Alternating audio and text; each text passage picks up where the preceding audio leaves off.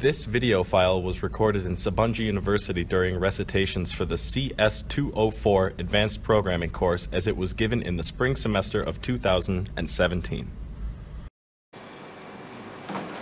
Alright, for the second class we're going to program the calculator, namely, this is what we're going to do. We saw it previously. I'm giving just pay attention to the behavior of the program. So I'm adding digits, and as I'm pressing them, they're added to the first added box. So 27, 279. Whenever I press one of those four operators, let's say division, I'm pressing division. Now, when I start adding numbers, they're added to the second box. Okay? When I press equal, now we'll see what happens. I press equal. I get the result here, and those two boxes are emptied. Okay. I also have, and I have the result here. The result is taken correspondingly. Well, I might have 5 decimal points after the comma. After the decimal point, I might have 5 digits, 3 digits, 2 digits, as I select them. But only one of them should be selected at a time, not more than one. Okay, so this is our program, what we should do. Now let's start doing it. And I'll be much faster this time. Okay, I'm deleting what I don't need. So I start. This is operand 1. Then this is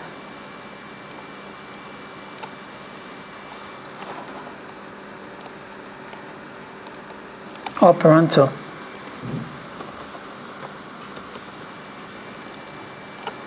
Now I have a box, edit control, I'm adding it here, another edit box, I'm adding it here. But as you can see, when I run the code, the first time is always slower.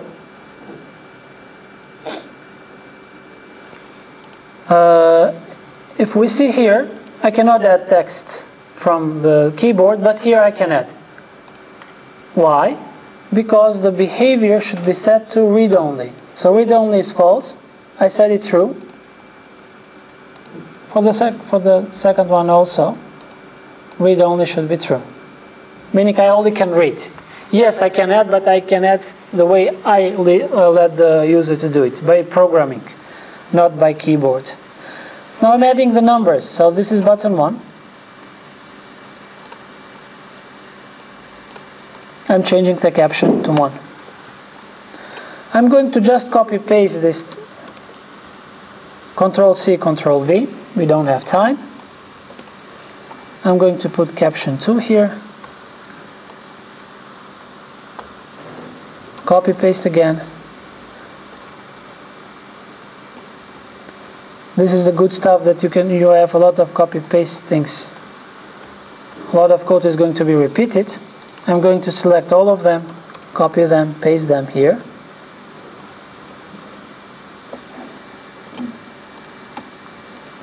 So this is 4, this is 5, 6,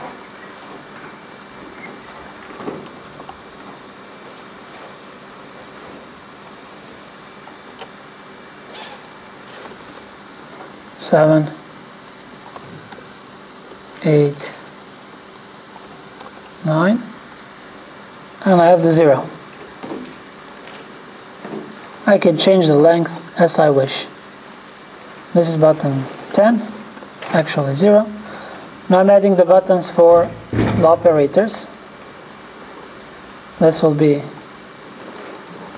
plus,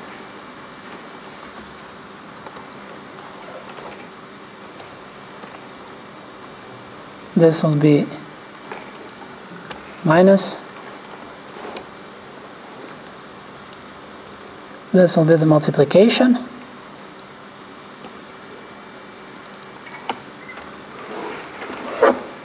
no,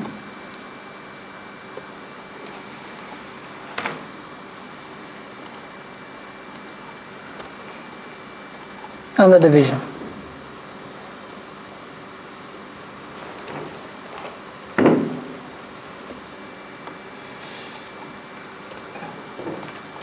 I have the button equal here.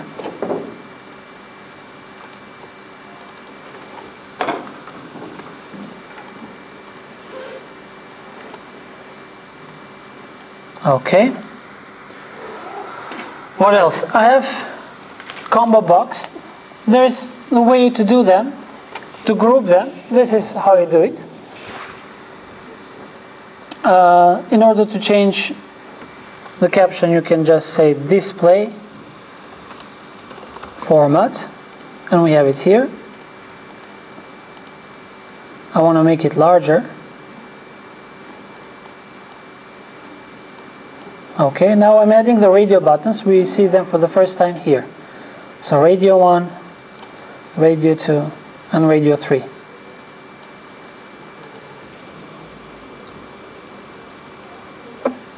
Okay. Let's change their names. So caption 1, this is going to be like this, with 2 decimal points.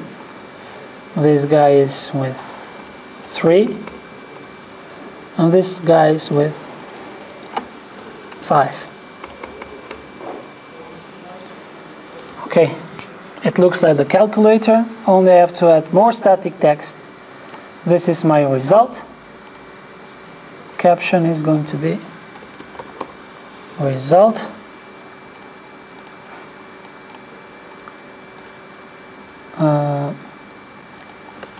equal to another static text where am I displaying actually the real result. I'm going to make it larger because we have decimal points. So this is it. Now I should add names to those guys. Let me do it. I don't want to use the same naming convention as you will have it in your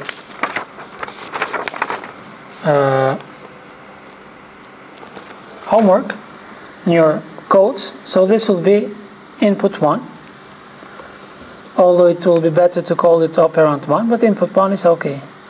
This will be my input 2.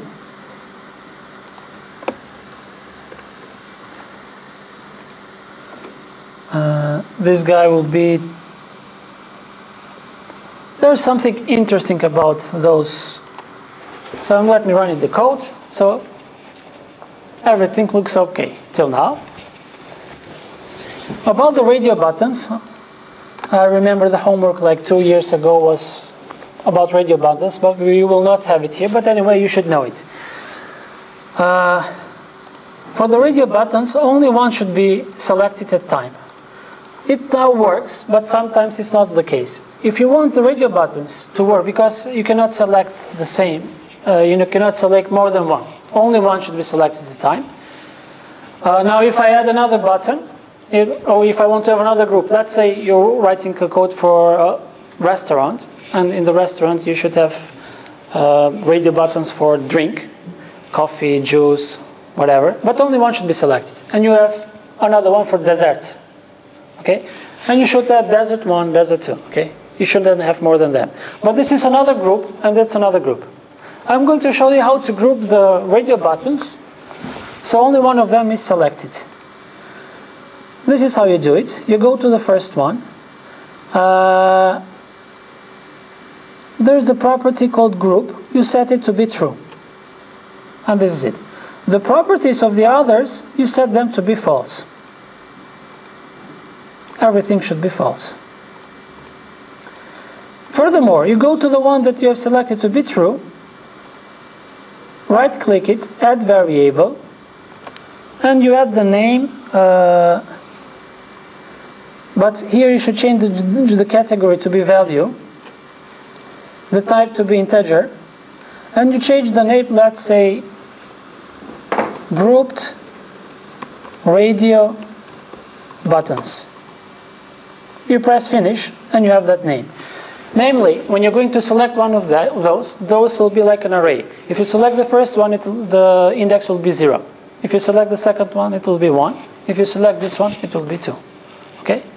So grouped radio buttons will, if one of them is selected, is going to return either 0, 1, or 2. If you have more radio buttons, it will return 4, 5, 6, and so on. So this is what we did till now. Now let's start programming this application. I'm going with button 1, and what I have there. There's something interesting and important that I want to tell you.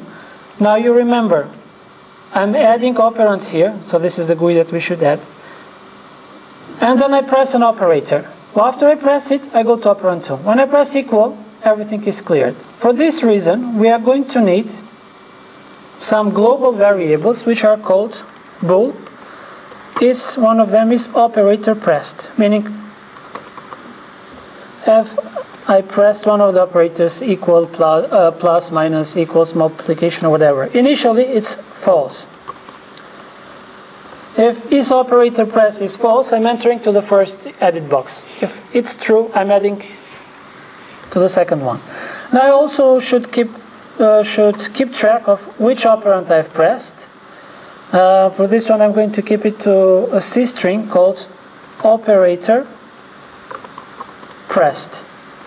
Okay, and if I press plus, I'll keep it here. So I'm going to enlarge this font, the font of the code, and I'll start coding. Okay, so this is button 1 clicked. What should I do?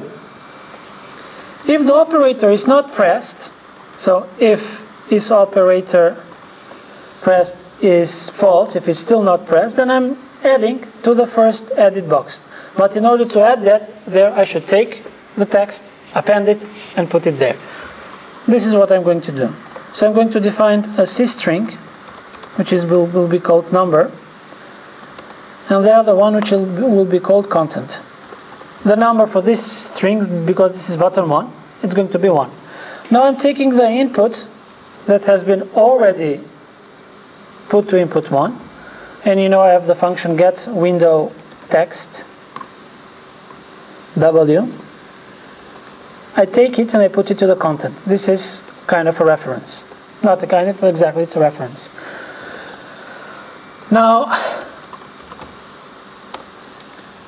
I want to put 1 to this C string, and this is how I do it. Number 1, format, I put D, because 1 is an integer, I do it like this, D, and then I put 1. Meaning in num I have 1, because this is button 1. Then I add this to the content, I append it at the end, plus equal to num. And finally, what should I do? The content, I should put it back to where it was, to input 1. Now we put the text using the set window text W, and we put the content. Okay, if you want to see what we have done so far, this is it, only for button 1. 1, 1, 1, 1, 1. If I press others, nothing is done. Now all the for others is nothing. So I take the text, when I press 1, I take the text, append 1, and set it back. This is to the right.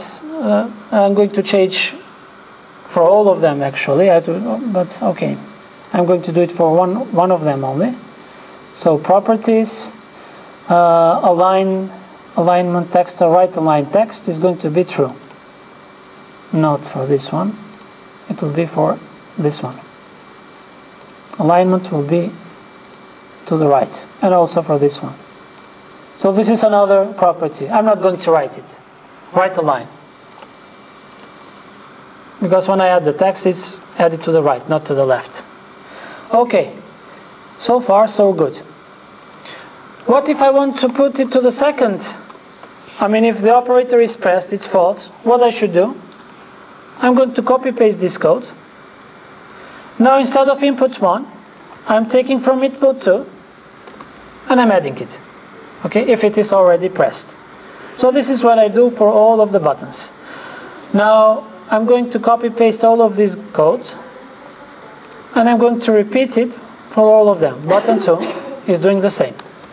But instead of having 1, I have 2 here, and I also have 2 here, because this is button 2. Button 3, I copy paste everything. Instead of having 2, 1, I have 3. Now let me see what I've done up until now. I'm pressing 1, 2, 1, 3, 3, but when I press others, they're still not programmed. Okay? button 4. Now I'm adding number 4. Okay, 4 is an integer that's why I have %d. If it was a double, it would have been %f.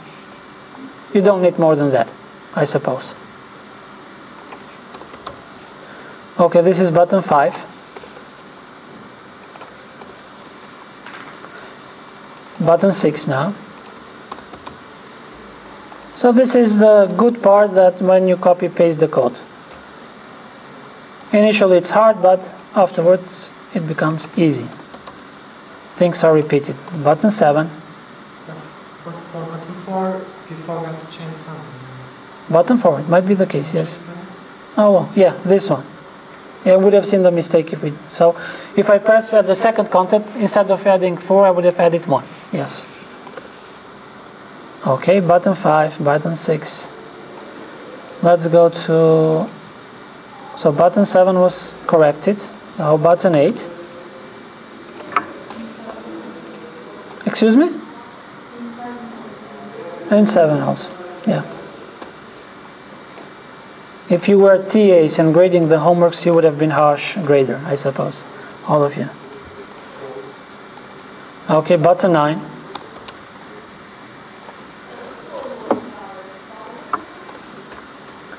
And finally, button 0. I'm adding 0.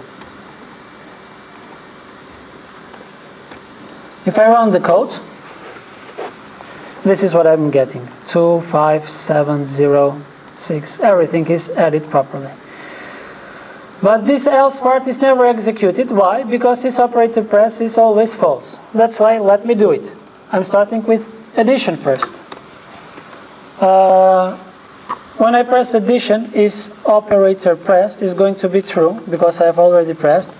And this is, since this is addition, the operator pressed is going to be what? Plus. And this is how I write it. This is plus. Okay?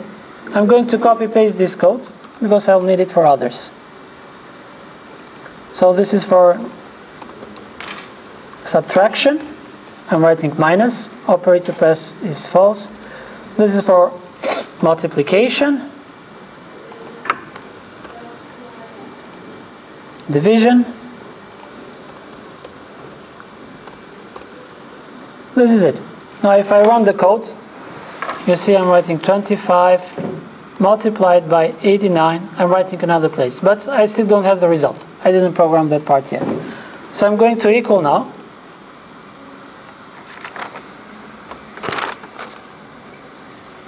And here is the important part. So I'm defining C-string, number 1 and number 2. Because when I press equal, I should write the result. I also define two double numbers. Double, I'm going to call them number 1 D and number 2 D.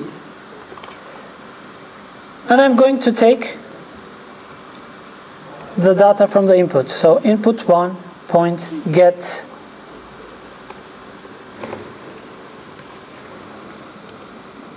this is not working. Okay, input 1 get window text W, and I'm taking number 1. I'm doing the same with input 2, and I put number 2 there. And now I'm converting the numbers. So now number 1D is equal to, the function for conversion is TTOF. You can see at the guide that we're going to give it to you. Okay, that's number 1. I'm converting number 2 also to double. And now I'm checking whether everything is working. You remember, if the variable that we defined, or I think the name was radio buttons, or what was the name? Group radio buttons, I think, if I'm not mistaken. Yes. So if it is 0, meaning this is the first radio button, I have to print it in that 2 decimal points. That's why I have to check it. But which operator was pressed? If operator pressed is equal to plus, this is why I need the operator pressed. So if the operator that I've pressed is equal to plus, I don't have to. Okay, then I'm doing the following. I should define another string which is called the result. This result will be equal number 1 plus number 2. But I should format it first.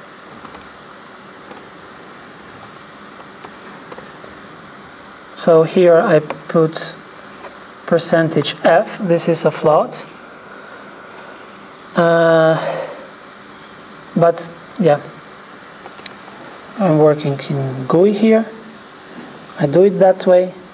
And I'm putting number 1 D plus number 2 D. This is it. But you'll see how so %f is expecting a float, and that float will be number 1 plus number 2. Those are doubles, easily converted. How am I going to put it in 2 decimal points? Very easy. I'm going to write it like this: 0.2. If I want to print, if I want to have 3 decimal points after the comma, 0.3. If I want to have 5, 0.5. This is it. Okay, so this is if the operator plus is pressed. What if other operators are pressed? I'm just going to copy paste the code. Else, if operator minus is pressed, I'm writing this stuff.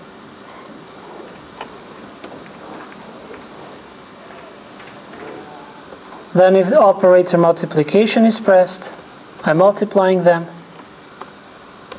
And if operator division is pressed, I'm multiplying them here. Don't forget that. I'm dividing them, and this is it. This is if GROUP radio buttons is equal to 0 is pressed, meaning this one. What if I press the second one? That means the index will be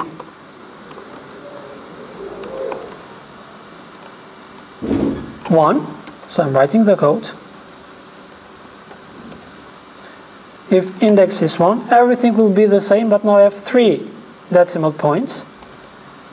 3 decimal numbers after the decimal point. And finally, else, if none of them, then I'm printing them in 5 decimal points. Okay, this is it.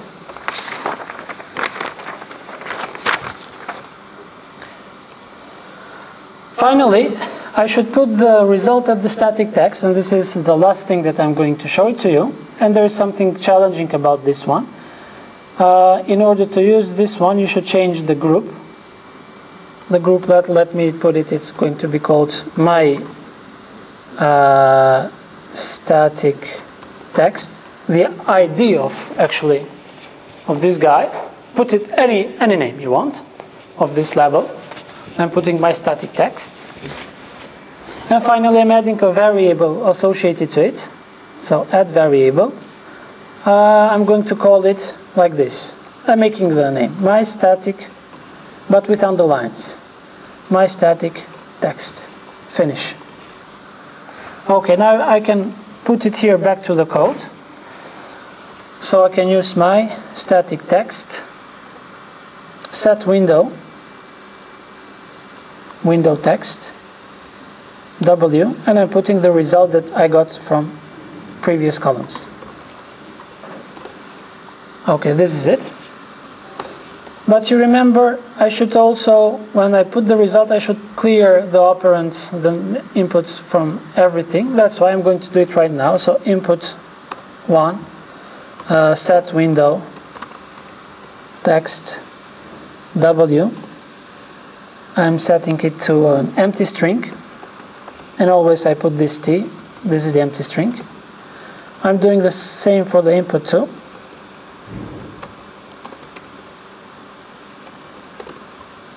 Set window And finally, is operator pressed is going to be false, and I can start from the beginning.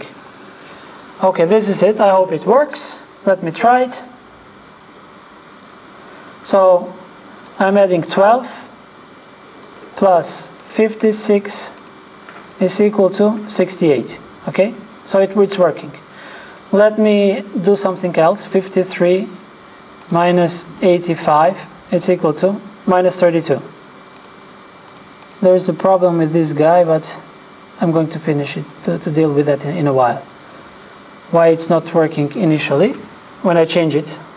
Because initially, yeah, it puts the result as it is, but what if after giving the result, so I'm giving 21 divided by 56, it's equal to 0.38. It's okay, but what if I change it right now?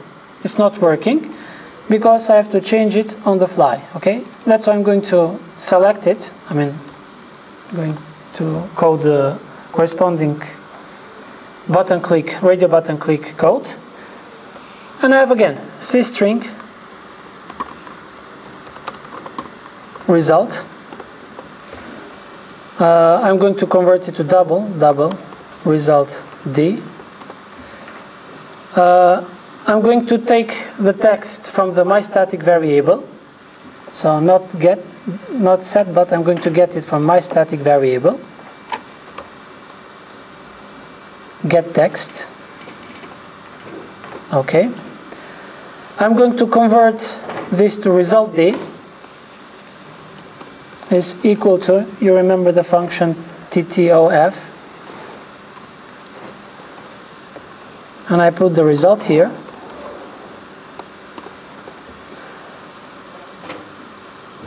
I should format it.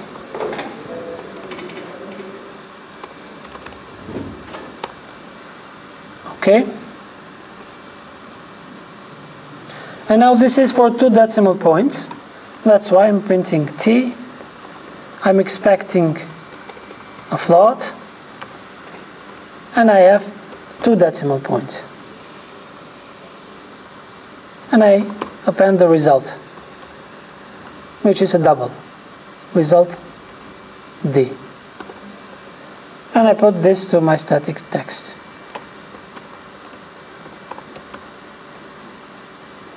Not get, but set. Okay, this is it. It should be capital S. I'm doing the same thing for all of the selected buttons. For this one also, but this is for 3 decimal points. That's why I'm writing 3 here. And also this one. That's why I'm writing 5 here, or 5 points. If I'm running the code, let's say 56 divided by 7, it's equal to 8.0 with 3 decimal points with 5. Or 56 divided by 9, it's equal to 622. Okay, it's working. Okay, this is it. Any question? About your homework, finally. This is what you should do. This is your homework. You should give 2 operands, 1 and 2. Let's say I'm giving 1. And I'm giving here 2. And you should select only one of them, AND or XOR. By AND or XOR, I'm talking bitwise AND or XOR, okay? And you should give the result here. So I'm printing compute, and I get that 1 and 2 bitwise is 0. With OR, it's 3. With XOR, it is again 3. Why it is the case? Because 1 is 0, I'm writing it with 6 bits. 0, 0, 0, 1, 1, and 2 is 0, 0, 1, 0. Okay, so the corresponding OR, if I'm using OR here, this is 1, this is 1, everything else is 0. So it's 3, okay? For AND, if I'm using AND, it will be everything 0, 0. So the result is 0. For XOR, it is also 3. I'm also shifting, but remember, if I shift left, it's like, so when I'm shifting this guy, this 0 is going to become 1. And I'm shifting this one. So 1 is shifting, I get 2. 2 is shifted, I get 4. It's like multiplying by 2. And I'm finding also, let's say, OR. So I have here 0, 1, 1. How much is this? This is 6. Okay? So here you select the shift. When you select the shift, this drop down list, this combo list is enabled. Let's say I want to shift to left. By how many bits? By 1 bit. I'm computing 2 XOR is 6. 2 or 4 is 6. When I'm computing it again, 2 and 4 is 0. Okay? I can shift it by 3. So OR is 24, which makes sense. Okay? Initially it was 2, then 4, 8, and so on. Okay? This is what you should do. Also, you can shift it to the right. Let me give another number, a big number. I'm shifting it to the right by 3. I compute it, and I get the number. Okay? When you press compute, you first should shift the operands, both of them, by, if it's right and 3, shift them right by 3 digits, and then compute the corresponding operator. Okay, and put the result. But it's before. Okay, you press it. When you press compute, they are shifted first, and then this is computed. If you don't give anything here, and you try to compute, you get this result, specified by how many bits, blah, blah, blah. Okay, so you have a GUI with bitwise operators. I think it will be an easy job to do. Any questions? No. See you next week.